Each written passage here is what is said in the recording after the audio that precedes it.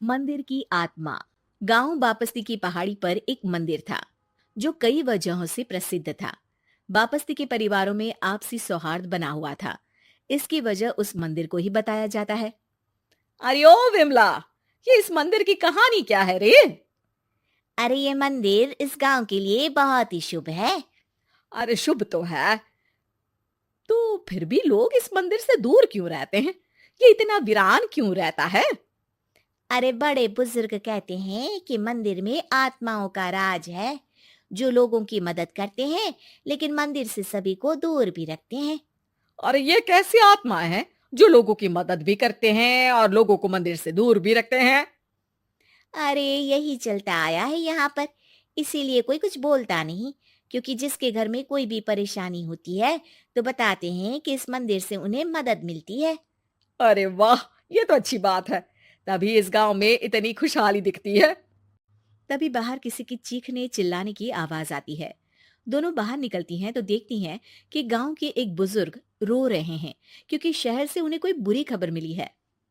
अरे क्या हुआ चच्चा, रो क्यों रहे हो आप? हाँ चाचा, बताओ ना, हुआ क्या? अरे क्या बताऊं बेटे, मेरा बेटा शहर गया हुआ था कमाने, लेकिन आज खबर मिली है कि उसका एक्सीडेंट हो गया। वो अस्पताल में भर्ती है। अरे तो इसमें परेशान होने की क्या बात है चाचा, जाओ शहर और बेटे का इलाज करवाओ। हाँ चाचा, विमला सही कह रही है। आप शहर जाओ और इलाज करवाओ।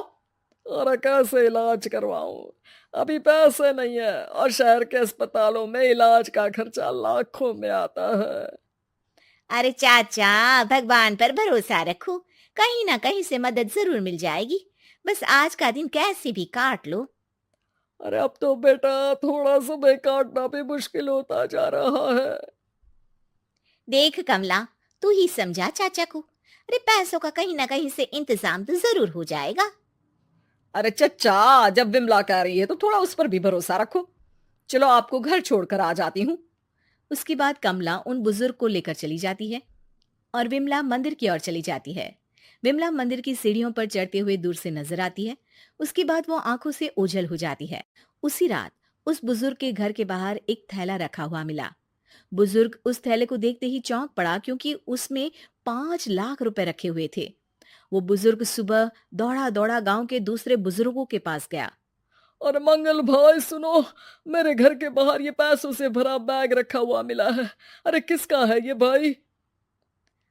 अरे भैया, मुझे क्या पता। तभी उधर से कमला और विमला निकलती हैं। अरे बेटा सुन तो, देख ये क्या रखा हुआ था मेरे घर के सामने। कमला और विमला हैरानी से देखती हैं।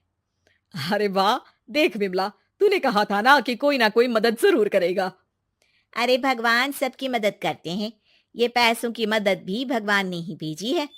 और क्या। अब चच्चा सोच क्या रहे हो, शहर जाओ और बेटे का इलाज करवाओ। ठीक है बेटियों, जो तुम कहो। चलो निकलता हूँ शहर बेटे का इलाज करवाने के लिए। अरे विमला, एक बात तो बता, ये इन्हें मिले तो कैसे मिले पैसे? अरे मैं ना कहती थी कि ये मंदिर सबकी मुसीबतों में मदद भेजता है। अरे वाकई बड़ी पुण्य आत्मा है मंदिर में। सो तो है, लेकिन उनके बारे में लोगों को कम ही पता है। अच्छा, और तुम्हें क्या पता है? अ, जितना पता था वो तो बता दिया। ना रे ना, मैं नहीं मानती। तू कुछ तो छिपा रही है।